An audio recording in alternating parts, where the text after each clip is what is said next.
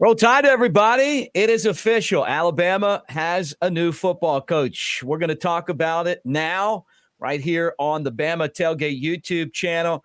And I'll tell you what, it was quite a stressful week, but a lot to get into. Obviously, I think we have a football coach that we can all be proud of, but we'll have that conversation. First, let's get this thing started. And again, Hardy, Roll Tide.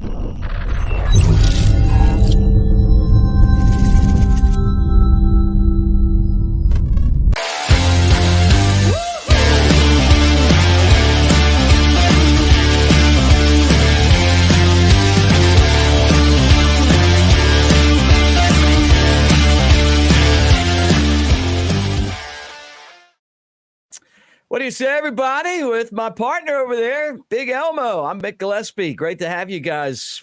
You can call him Brett Elmore. You can call me Mick Gillispie on the socials at Brett Elmore Show. I'm at Broadcaster Mick. Great to see you, man. And what a week, dude. I mean, what a week. Yeah, it's been a heck of a week, hasn't it? It's ups and downs. The roller coaster ride looks like it's finally coming to an end. Yeah, let me put it up here. I wanted to wait until it was official. I got word earlier today, and you guys know, I waited about, a couple hours before I said that it was going to be DeBoer. I wanted to find out if I was wrong. I didn't want to be one of those guys who ran out and said, yeah, he's on a plane from Oregon to Tuscaloosa, and then have egg on my face, So I said, wait around, just get a few people to say that they heard it, that I knew I could count on. And then we did the video where we talked about it. And I wanted to wait until I saw Greg Byrne. And this is Greg Byrne's Twitter right here. And I love it. The smoke from Archibald's. I can smell the barbecue right now. And I guess it's smoke. Yeah, it's the white smoke like they do with the Vatican does when they get a new priest. Yeah. But the Greg Byrne search was great. He showed a lot of competence. We can talk about the candidates, but I think at the end of the day, you're looking at a guy who comes in with some amazing qualifications. Brett, will he be able to recruit in the South? Obviously, is a fair question. But Nick Saban never recruited in the South. I mean, not in the SEC when he was at Michigan State. True. So, I mean, it wasn't like we had. Well, let's just get into this, okay? First off, let me just ask you this: what did you think of this hire? I like the hire. Yeah, I like the hire because you look at just the numbers, like we were talking about earlier off the air. You start diving into this guy a little bit. First of all, he's 49 years old. So he's a guy that could potentially be there a while, which is what we like. But his statistics and his numbers are somewhat just crazy. 105-12 as a head coach. I don't care what level you're at. That's pretty impressive. 03 AP Coach of the Year, 2022 Pac-12 Coach of the Year. I mean, and he won 3 championships at the NAIA level at Sioux Falls. Yeah. But bottom line is the guy is a winner. 105 wins in his career and only 12 losses. So you want a winner, and that's what we have. Yeah, I mean, look at this. How about the 72-1 home record? How about we were talking about Dan Lanning. So we go out and get the guy that kicked Dan Lanning's ass twice.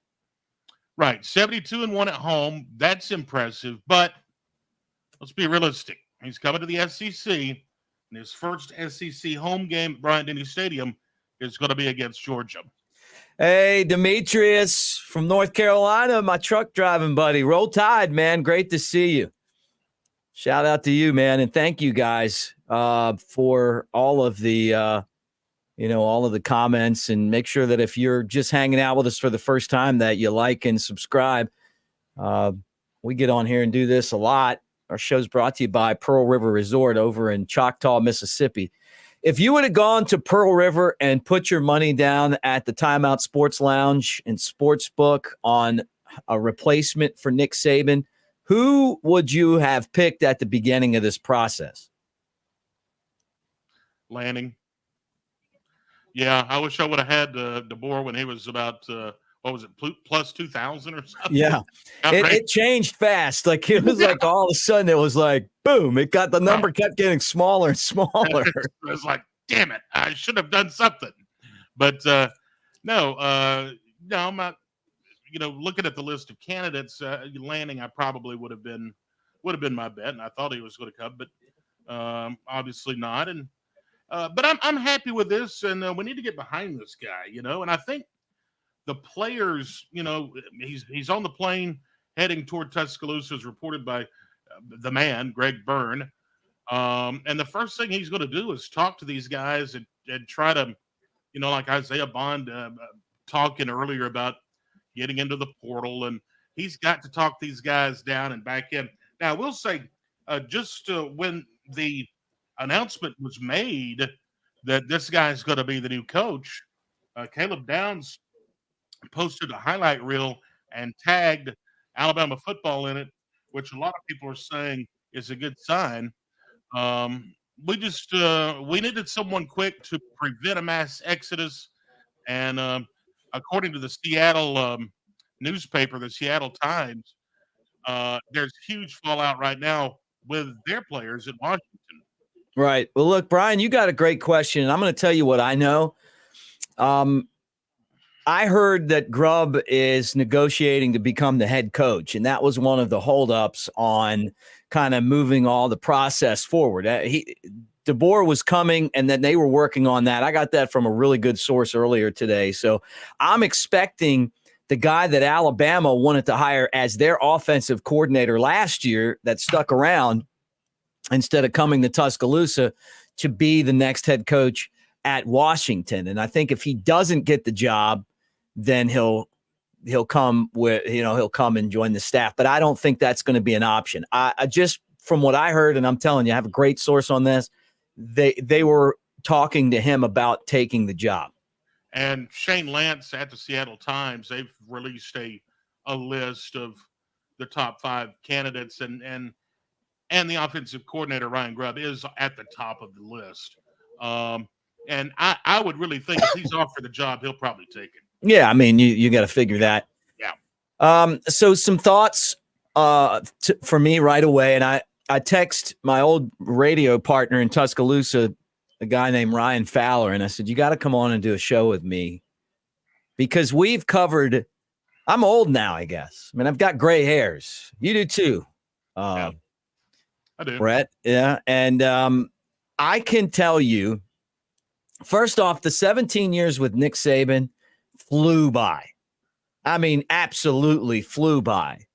But I got to town, and my very first game, I'm celebrating in the parking lot of Legion Field with my buddy Justin Schull, who watches some of these. He's a psychologist in Athens, ironically, but his son's a Bama fan, from what I understand.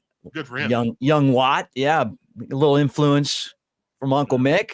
That's right. But we were in the parking lot celebrating and having a good time. And then on the post-game show for, Alabama, they announced that Gene Stallings was retiring. Oh, yeah. And then the rumor was it was going to be Mike Dubose. Well, I've been through these. So, that one, and Mike had it going there for a minute. And then, obviously after 99, he wasn't able to maintain. Then from there, we went to Dennis Franchione, Coach Fran. Came in.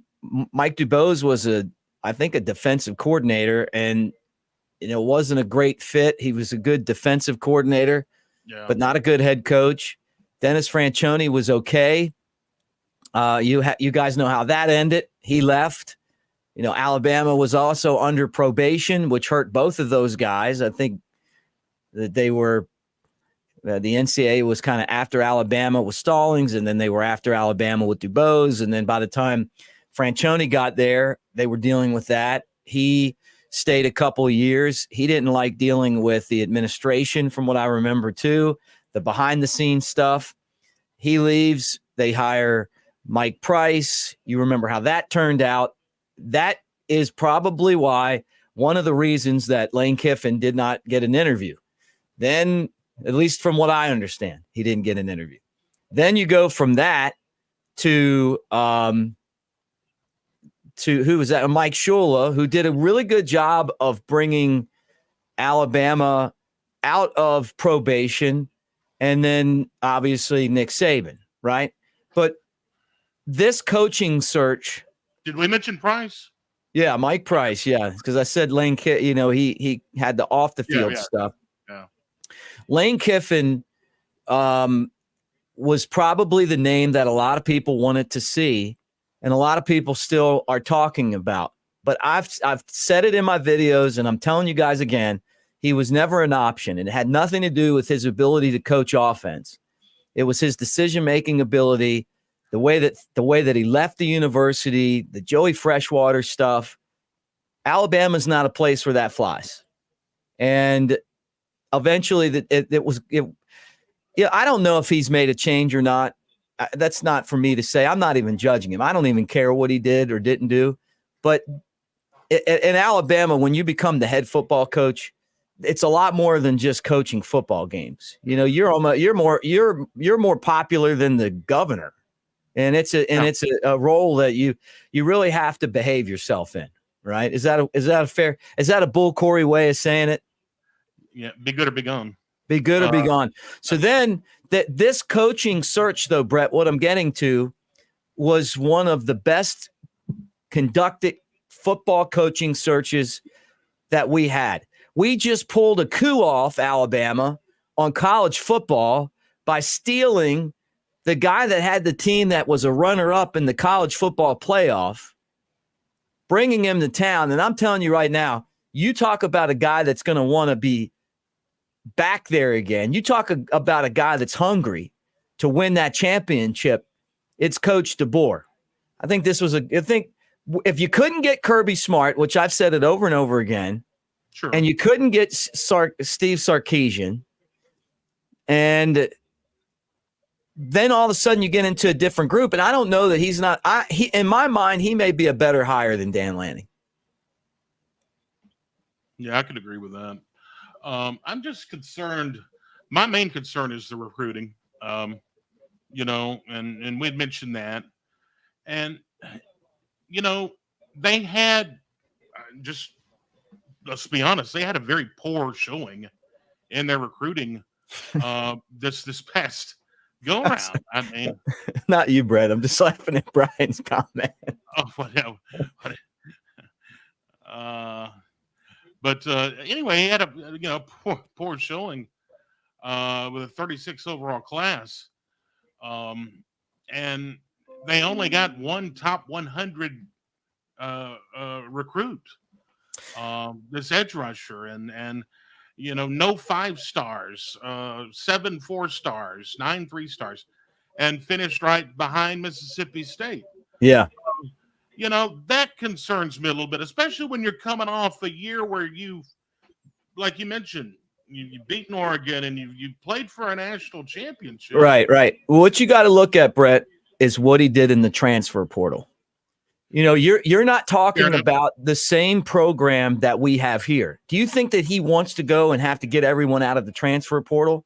No. But the bottom line for him is that in Washington, in the middle of nowhere, without a whole lot of NIL support, you're working that transfer portal. You're working it hard. And also, like you mentioned, I mean, I would much rather play for the University of Alabama.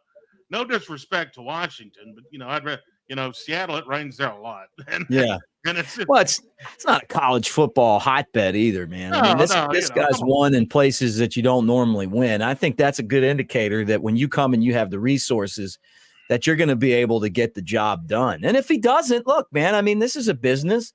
If he doesn't, they'll get an opportunity to find somebody else. But I don't think that's going to happen. Like it's not like you're locked in to a coach forever anymore.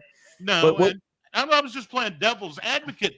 But I think you're right. I mean, the guy's always been a winner, and if there's a place that he's going to go with the resources, Alabama's got the resource, and it has everything you want if you're a head football coach, right there at your fingertips. And he knows that, and that's probably why he came. Yeah, Brian, I love your comment, man. Talking about me getting old, I'm going to retire with Saban. I love that. Sometimes I feel like I need to retire, but you know what? I'm in the middle of dry January, so I guess I'm going to find a lot more energy. I'm surprised you survived this week after the week we've had. I was like, I don't know if Mick's going to be able to. It was already bad enough before all this, but this is bad. Coker said to me yesterday, he said use the F word, dry January. Him and Ryan Anderson came over to do a podcast. We were, you know what, man? It was a really difficult week. It was a really difficult week emotionally. I mean, you're going to go to, there's other people that cover Alabama, and they cover Alabama, and it's a job. They're from other places. They didn't go to school at Alabama. They didn't grow up watching the game. They don't love the team. They love the job, and they love getting paid to cover a sports team. It's not like that for us. And for me, one of the proudest moments of in my life was graduating from Alabama. And, I just take that, and it's best 9 years of your life. Yeah, it's just good 7 years, right?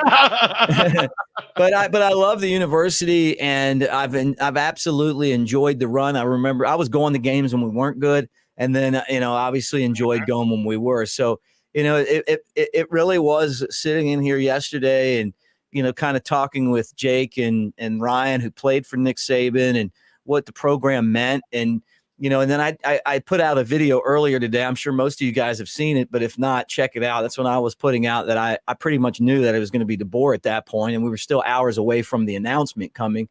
But I just said, and I'm going to tell you guys this, reiterate that, and keep the comments coming, because we're going to check those as well and talk about those. But Alabama's been playing football before Nick Saban was born. Alabama's been playing football and winning football since the 20s. Wallace Wade and Frank Thomas, those guys were national champions before Bear Bryant. That's why Bear Bryant wanted to come to Alabama, watching those teams. And then he comes, and, obviously we had an historic run. And then Gene Stallings, was where I started as a person going to, the university and going to football games. And then Nick Saban. And Nick Saban's been amazing. But there was Alabama football before Nick Saban, and there's Alabama football after Nick Saban. And we have to get behind Coach DeBoer, because let me tell you something. There's a lot of enemies of Alabama that are out there, rolling trees when Nick Saban retires. There's boosters and NIL money that's going to come towards these players. We have to get together and get behind this guy. And it's not like we're getting behind someone that doesn't come in with great qualifications. We're talking about the guy that came in second in the national championship game. Yeah, that's right. That's right. And Chris Lowe reporting that a 9 p.m. team meeting has been called for tonight. Yeah, and he's coming in to do that.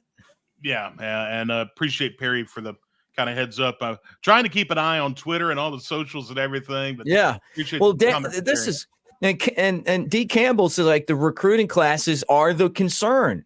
But I'm telling you right now, like Brett said, look at what he's done in the transfer portal. Look at what he's been able to accomplish on the field. He has not had the resources that we have, including Nick Saban, who is going to be there with him to get this thing off the ground. He's not going in this. What's that? That's intimidating a little bit? No. I didn't mean to interrupt, but no. When you have the greatest of all time and the guy you're following still pretty much in the building, even though his office is at Bryant-Denny, but do you think that's kind of unnerving a little bit, or is it, a good thing? No, I mean, I think it's a good thing. Nick Saban didn't get fired. Well, he had the job until he didn't want the job anymore. Right. But he's got stuff outside of football that he wants to do in his life. And guys, let's be honest. I didn't say this a lot this year because, I mean, we mentioned it a few times, but I'm going to be honest with you on a couple of things. He was tired this year. Have you ever seen an Alabama team that couldn't snap the football throughout the entire season? Have you ever seen an Alabama football team that allowed that many sacks in a year? Did you ever see an Alabama football team that missed that many assignments on defense? They still won despite themselves. Even think about him on the sideline of that Rose Bowl game, and he's like, they're beating themselves. It's not just coaching the players, it's coaching the coaches. And it just felt like at times that you could feel it slipping a little bit. Slipping for him is still college football playoff SEC champs. 5 years ago, I think Alabama wins the national championship this year. 5 years ago, the attention to detail that it would have took, which wasn't a whole lot, it's snapping the football clean, not jumping off sides, and blocking. I think that those things would have happened. You see Jermaine Burton with all those dumb penalties and then the stuff that he didn't even get penalties for. We never had that before.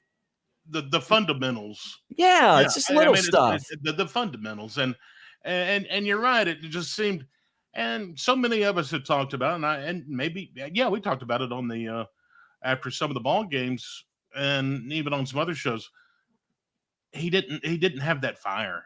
You know what I'm saying? That how he's always been with the fire on the sidelines. It's just it looked like, yeah, you're right. It looked like he was tired and he just didn't have that fire that he once had. Yeah. And we saw, I mean, like when he kind of got angry on the way they picked him up in Gordo, I said he got, you could tell it just wasn't the same anymore. No. With that said, I mean, yeah, Ben, you're right, man. He still coached his ass off. But when you're 72, it's a lot harder to get up. Can you imagine him 5 years ago saying, I'm tired after that win at Auburn? And that's why I felt like I wish he would have won the national championship. I mean, selfishly, it would have been great. Can you imagine you win the national championship and then you get the coach from the other team to take over the program? Right. Yeah. Because DeBoer would have lost to us too. Right. Oh, yeah. Yeah. But absolutely. You could feel it. And this guy's never going to put himself in a position where he isn't doing the very best that he knows how to do every day. And you know what? And I think that's part of it. I think the other part is, I think that when he looked at having to go and start figure out a new defensive coordinator, teach another new defensive coordinator, teach the other coaches that are leaving. I think that with what, and all of that stuff, I think that it was just time, But with that said, going out and getting this guy, Brett, is a great hire, and he's going to have to recruit, and we know that. But I think he's ready to prove to us that he can do it, and he's going to have the resources to get it done. Yeah, he's going to have the resources, and he's going to be at one of the best programs in the country. So he's gone from he's gone definitely to the penthouse here, and we'll see. I'm just wondering, does he like the dark barbecue sauce or the white barbecue sauce? We're going to teach him a lot of stuff about Kaneka sausage and stuff like that. Yeah, right. And it's free on a Friday night. Free on a Friday night. There's some Southern things we're going to have to get him used to. Yeah, Roger, this is a great comment. Saban's not going to spend a lot of time in Tuscaloosa. He'll be down in Jupiter. I know that. But he's going to help DeBoer get going, and then you're right. He'll be down at that mansion that he's got. I was on a show this morning, and they were asking me about what Nick Saban's going to do. And I said this. He's going to be working with his son and help him run those car dealerships. He's going to spend time with his grandkids and, obviously at the beach house. And he's going to be golfing. with Tiger Woods and who knows who else. Can you imagine playing a round of golf? And it was always like, I heard this from guys that golfed with him. They said that you'd be in the middle of a round of golf with Coach Saban, and he was just so strict to his schedule that he would just stop the golf and walk off. It could be like the 17th, it could be like the 15th hole, or, whatever. I mean, he would just be out, maybe now he can play a whole game of golf. A full 18 holes. And hit the clubhouse for a little bit. I don't know. And he deserves it. I wonder what time, and it'll be interesting to see the crowd there at the Tuscaloosa airport too this evening. Yeah, I hope that we've got to. I'm telling you, man, this is a great hire. I think that all of us know if you could have gotten if Lane Kiffin would have behaved himself in Tuscaloosa, this would be such an easy hire right here. Yeah. I'll never forgive him for the way that he walked, the position that he put Nick Saban in to get rid of him in that 2016 season, because he cost us the national championship. Him focused like every other coach that got head coaching jobs, Mike Loxley, Kirby Smart, go down the list and see how these guys, Steve Sarkisian, how they worked their asses off, then left Tuscaloosa. But right. Lane's about Lane, and Lane didn't do that on top of the Joey Freshwater stuff. So you get past him, and this to me is a great hire. I mean, we'll see. I mean, if he doesn't recruit, he's not going to last. But the thing that I don't want to hear is, and I know it's an easy comparison to make, but people saying, he's going to be like Brian Harsin. Brian Harsin didn't get it. He didn't understand it. He didn't understand the way that things work. He didn't work towards those things. He didn't show up. Like, what DeBoer needs to be doing is exactly what he's doing. Get to town, call a team meeting, then start meeting all of these head coaches. I'm sure he has a relationship with some of them from his time at Indiana, because he got players like Michael Penix, who was from Tampa. But he's going to have to strengthen those relationships, and he's going to have to lean on Nick Saban and the other coaches that are there to help build those bonds, including guys like Ryan Williams. But if Ryan Williams looks at the offense that this guy's bringing, take a look at the wide receivers that he has, and let's see where they end up going in the NFL draft. Do you see those two guys that Penix was throwing to? So he can develop guys. He can put guys in the NFL. He's just got to make sure that he connects with those families and convinces them that, hey, this is going to be this may be a better fit for you than it was before. We're getting back now. This guy brings a high-powered offense. This is Lane Kiffin, Steve Sarkisian type of stuff. Yeah. And the team played defense too. Yeah. Yeah. So happy with the hire, and 9:00 meeting tonight. He's on his way from Seattle, and congratulations to Jimmy Sexton. He got raised for Lanning and Sark and Norvell, and then finally gets his other client, DeBoer, the job. What a guy. Yeah, and that's the nature of the beast. That's the nature of the beast right now. John, you're exactly right about personality. One of the things that I can tell you guys about the South, which I've lived here the majority of my life, but I wasn't born here. Now, I had grandparents that were, so I grew up in a Southern home. It just wasn't in the South. Okay. But with that said, we like genuine people down here. We like a guy that can walk in, shake your hand, look you in the eye, and be genuine. Brett and I had a great friend in common, a guy named Bull Corey in Oakman, Alabama. And when I was first, getting to Tuscaloosa, I was a promotions guy for U.S. Tobacco back when I was in college at Alabama, and I'd work with Bull. And he'd pick on me all the time.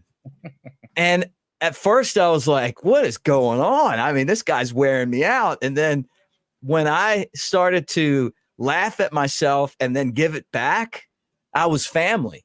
He's got to do the same thing, Brett, and Oakman's my adopted hometown, but and I've said that a million times, but he's got to do that. You're exactly right, Joe. John, Harsin just didn't get that part of it. You can't come in and even Saban had an entirely different personality when he went into homes to talk to parents, and you hear these guys that I'm friends with and the way that the relationships that he built with their families, DeBoer's going to have to do the same thing. And that I hope that's not a challenge for him, but I really don't think it will be. They said the same thing, kind of a little off base, but they said the same thing about Anthony Grant as the basketball coach. He did not have the personality. Yeah. And he couldn't recruit very well. A lot of the kids couldn't relate to him, but this guy, I think he's going to be fine. Yeah, I do too. I really do. Here's another one.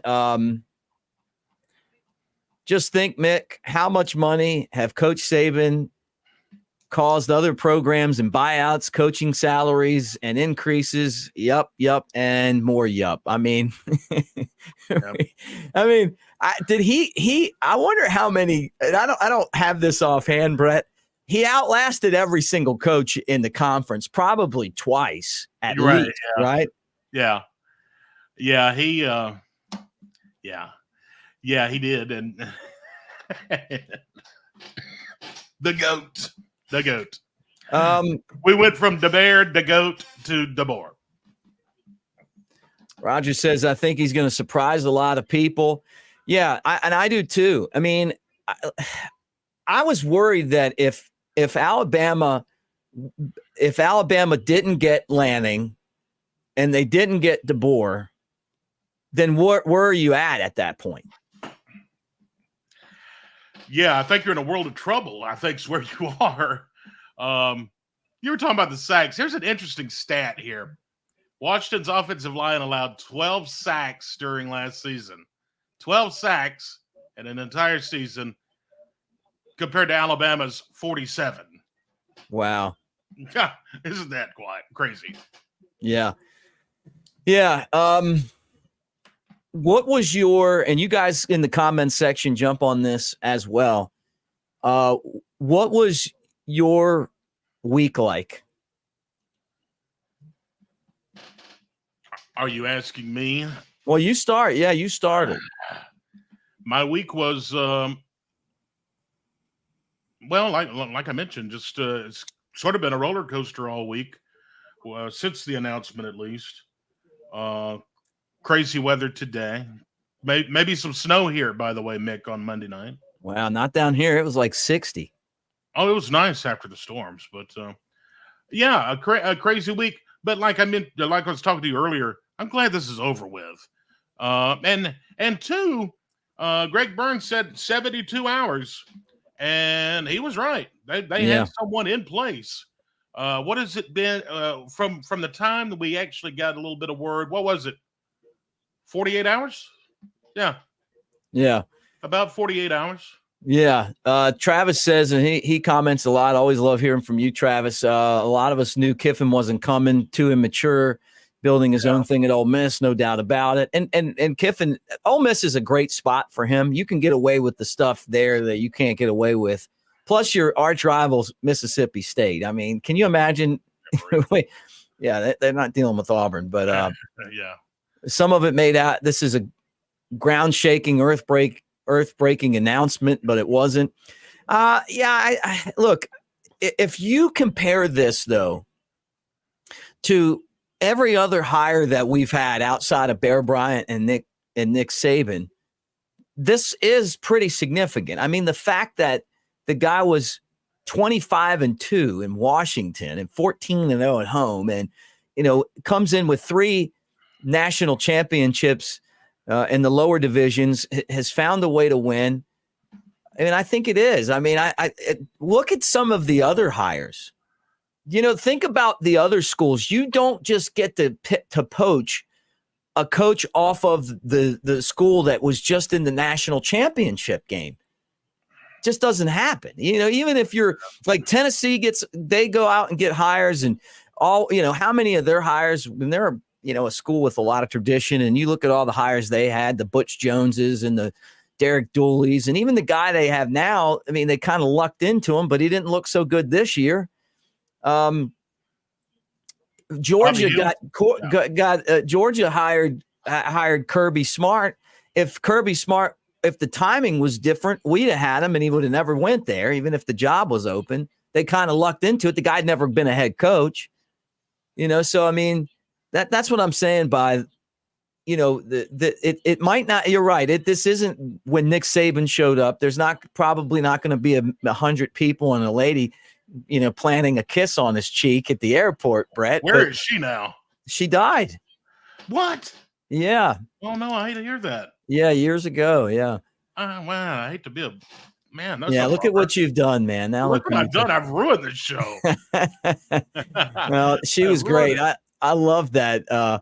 From what I remember, she gave Nick a kiss, then got a DUI on the ride home, and then I knew she was inebriated. Yeah, planted a big kiss on you. But we were so desperate at that point. I mean, yeah. We're spoiled now. I mean, we had lost 5 straight times to Auburn. Nick leaves, and we've won 4 straight, which is the longest winning streak we've had against those guys since the 70s with Bear Bryant.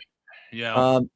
And there's a lot of people out there that are eyeing the program and obviously they're going to try to come at us. I'm curious to see what he's able to do, because he's coming in and if he's going to have that Nick Saban work mentality, DeBoer, I mean, right off the bat. I mean, if he's got a meeting at 9:30 tonight, that means he's going right into it, and we'll find out. He may have a meeting tonight, and then tomorrow you may have like 25 transfers.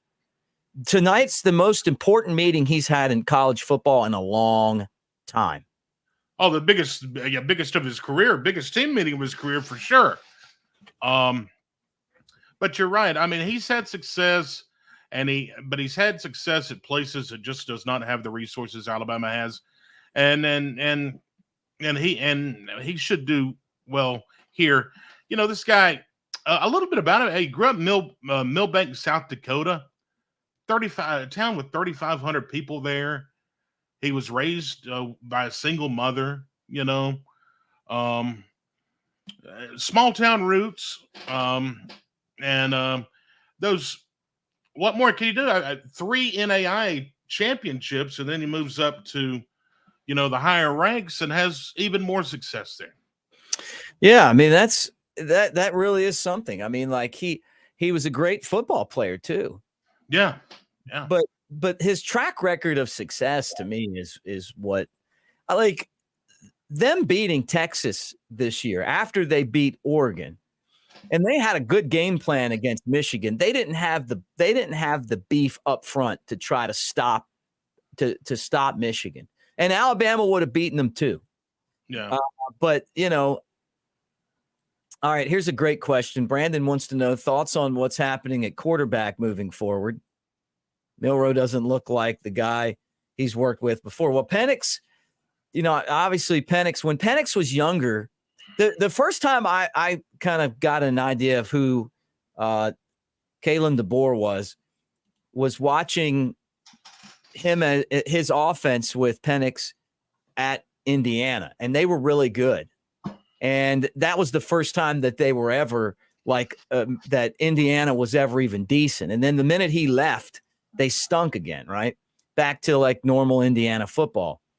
And Penix, before he had like the knee surgeries and he got hurt a few times, he could run a little bit, but I don't know. I mean, to me, I want that open quarterback competition. I think it's always good to have every position open. You got Dylan Laudergan and Julian Sayin, guys that are very accurate throwers, but Milroe brings in a ton of experience and success. So I don't know what his game plan is, but I'm guessing that if you're a great offensive mind, you figure out a way to adapt based on the players that you have.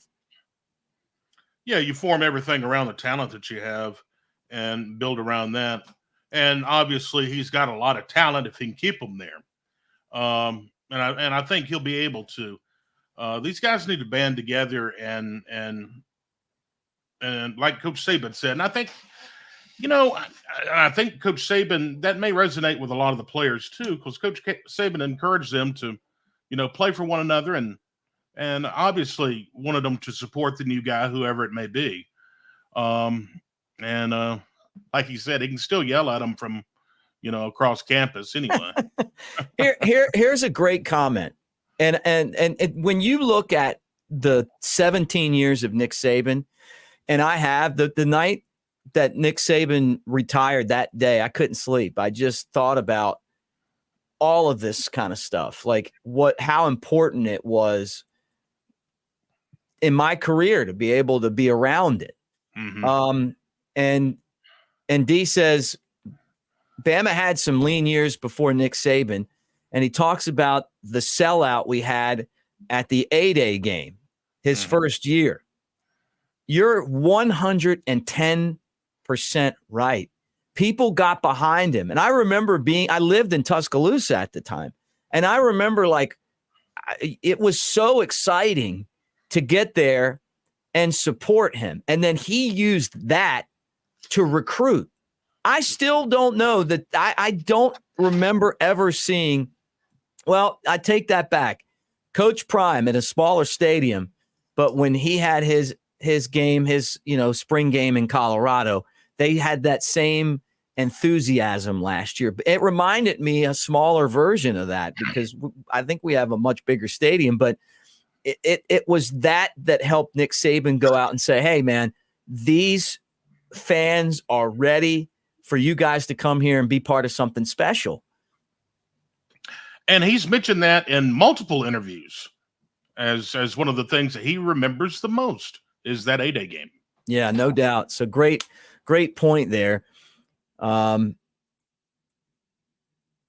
I love it when you guys get in here and bring up stuff because I read all the comments. I don't always get a chance to go through them that particular day because, I've got a million things going on, but I always go through them, read them. And I love reading because we have a group of fans that know football and know what's going on. Stan says the key will be the defensive coordinator. Yeah, and that was a position that was left open before he got here. So he doesn't have to come in and clean house or anything like that.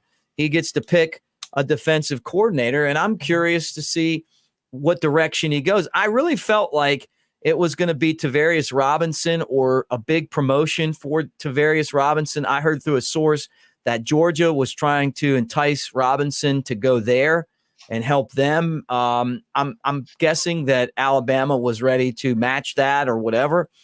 So I'm thinking he's got to be a part of it.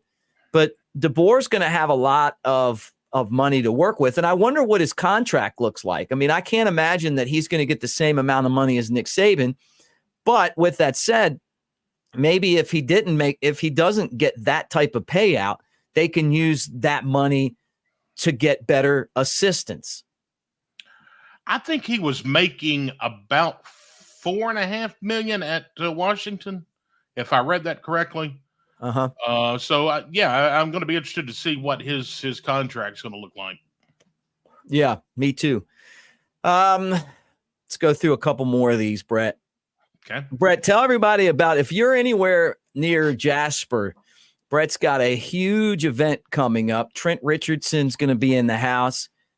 I'm guessing that you're probably just about sold out on that, huh, Brett? We are sold out. We are sold out. I think we're trying to put people up on the rafters somewhere. If I can pin them up somewhere, I will. But no, we will have Trent here tomorrow night. Maybe I can get a word with him about what he thinks about DeBoer. Yeah, you should get him. Yeah. Get him to talk about that. One of my all-time favorites, Trent Richardson. So good luck. What is it called? Wins? Yeah, the Wallwin Football Awards ceremony here in Jasper. So we're looking forward to that. Yep. WJLX sponsor, Brett Station. Yep. Glad the drama's over, but how about all the coaches that Nick Saban resurrected their careers? They never showed him any loyalty, especially those that turned down the job. Yeah, I'll tell you, that was the toughest part of the whole thing, right?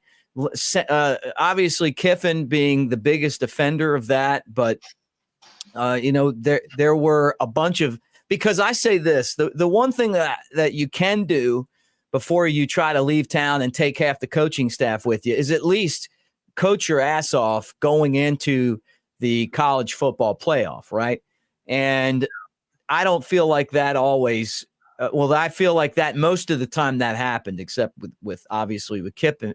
And how ironic his last game was against Washington in that playoff game in Atlanta that Alabama won. But yeah, I mean, but it's a dog eat dog business, man. I mean, like, that's just how it is. And that's one of the reasons why I feel like it's been tough to find assistants, because there are so many people on that Saban tree that they start leaving, and then they start taking the guys that are kind of next in line, your GAs and your lower level coaches that you're going to promote. Well, they're taking the good ones with them.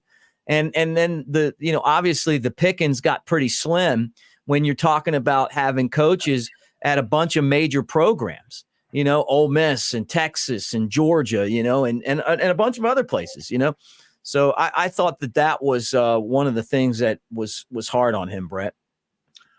Yeah, you're right. And such a huge coaching tree. And I was reading a little bit about that earlier today, and just the list, man, it's amazing. But that just goes to show what Saban, accomplished, not only as a coach, the wins and losses, the national championships, but the effect that he had on his players, and just seeing all the players and their responses, former players, their response to coach retiring, but also some of these other coaches that, look at Sark. He has to be extremely grateful to Coach Saban.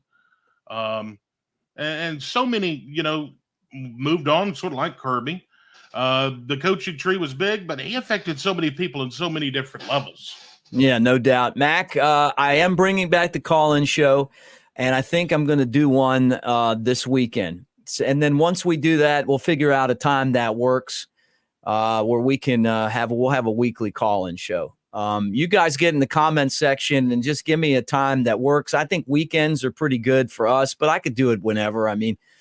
The channel does better on the weekends because there's just a lot less stuff going on out there. It's hard to compete with Paul Feinbaum and, and some of the other shows that are in each market, like right now, all those shows are done for the week. And, we kind of step in and have filled that spot, but I love hearing from you guys.